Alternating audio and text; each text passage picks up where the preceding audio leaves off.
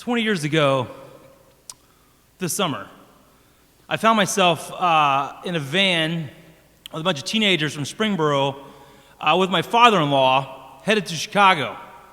My father-in-law was a youth pastor in Springboro. It was a second vocation for him. He had retired as a roller coaster mechanic from Kings Island and gone into the ministry. And he was taking a bunch of these suburban kids to inner city Chicago for a service project. And we got to Chicago and we divided up into teams. And my team ended up at a elementary school in a rough part of town. We were painting walls and cleaning floors and just service. And then at night, all the kids from dozens and dozens of cities would gather back at this old school site where we do games and stuff we do with teenagers. And we all had different tasks, and it was a great time to spend with my father-in-law. He was a great guy. I say he was. He's passed since then, but he's one of my favorite men in the world. And his job took him to Cabrini Green. Now, Cabrini Green in the 70s and 80s was arguably the roughest, toughest, most dilapidated public housing project in America. At its height in the 80s, it housed 15,000 residents in a roughly 4,000 units spread over acres and acres in Chicago's south side. It was so awful that the mayor, at that time in the late 70s, offered to move into Cabrini Green to prove that it was safe. With her bodyguards and staff, he lasted 3 weeks, and then he moved out too. But what Chicago did at Cabrini Green was just a horrific crime against people. They wanted the land for development, for money, and they stopped making repairs at Cabrini Green.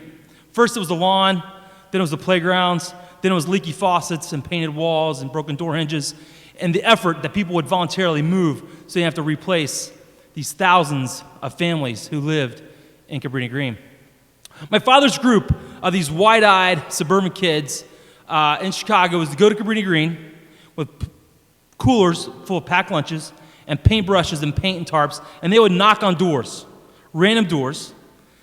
Imagine this for me, all right? Just picture this. And somebody would open the door, probably this far, and the kids would say, "Hey, we're here to help." No strings. Can we paint a wall? Can we fix a faucet? Can we repair something? And 1 out of 10 would say yes, and the kids would storm in, and they would fix or clean or paint. Then in the afternoon, when the kids were tired, they would go to the courtyard, one of the mini courtyards, and they would engage with the kids that lived there. It was like this cross-cultural experience. Cabrini Green kids, the poorest of Chicago, and these suburban kids from Springboro. And that's where everything happened that changed my life that week.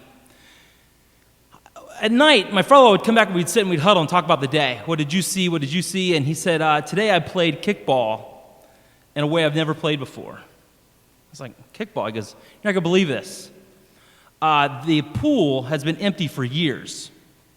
The kids have cut a hole in the fence, and they play kickball in the drained pool. He says, I got to be all-time pitcher. So he says, imagine me sort of at the precipice of the deep end and the shallow end, rolling the ball to the corner of the shallow end. The base is on the shallow end, but like the deep end, that's outfield. Dangerous territory, you got to slide down. There's some muck down there. Get the ball, you got to get back up the hill, make the play, because it was ridiculous. And they would play kickball in the afternoon, and then they would pass out lunches to the kids and just spend time with these kids that lived in a different way than our kids from Springboro or Sheboygan or Des Moines, where these other kids come from. My father-in-law was a very empathetic man. He paid attention. He could see when people were out of place or hurting or wanted to talk. He was a great listener. And during this kickball game, he spotted a kid outside the fence, sitting cross-legged, just outside the deep end on their side of the fence. My father-in-law called timeout, sent everybody for water and Gatorade, and he climbs out of the pool, through the fence, and he goes to sit down with the kid. And he says this to the kid. Why aren't you playing? The kid sort of looks at the stranger, says nothing. Elbows on knees, chin on hand, kid's focused. The game sort of resumes without the old youth pastor guy, and my father-in-law tries again. What, those kids don't like you? They wouldn't let you play? The kid sort of gives him a side eye. My father-in-law is very persistent. He can just tell when you got to press a little bit. And he presses again, and he kind of leans to the kid. He goes, "That's cool. I mean, I know we don't know each other, but I'm not gonna tell anybody." The kid's like, "I'm trying to play." He's like, "Well, if you want to play, I'll take you down there. We'll go in, and I'll find you a position." He goes, "No, I am playing," says the kid. Now my father-in-law is really confused. The kid says, "Look, see that kid down there? Every other time he kicks, he connects.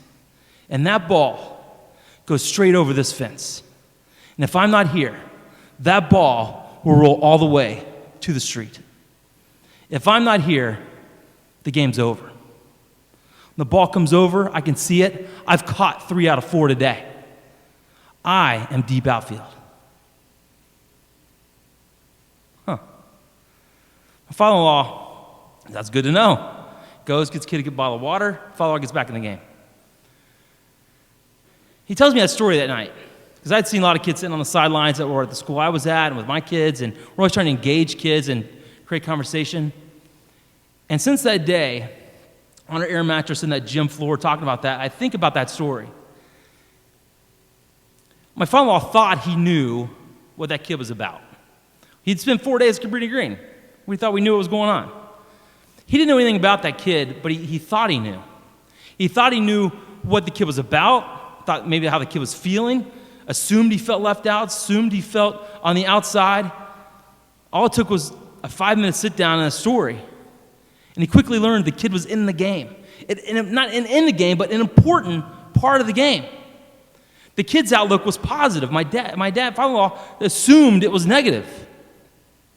We talked about the power of conversation and story that night, late into the night. And I think about that often. And in this recent weeks, I've thought about it even more, that we all have these perceptions of what we think our neighbors or people across town or people next door or even family members think or believe, or we think they're on the outside, or we think they're unengaged, or we think they're not part of it, but we've not sat down and had a conversation. And that's all it took. A new friend, a new understanding, and we see things a little bit more closely aligned than we thought we did before the game started.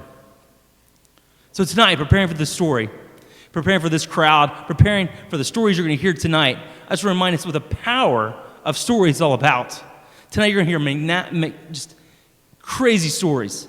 And the stories are going to have something in common. They're going to share personal experiences, not facts and figures and bullet points, but personal experiences that are going to help you understand them a little bit better. And through that, our community will grow a little bit closer, a little bit tighter, and magic things will happen with stories. Thank you for being here.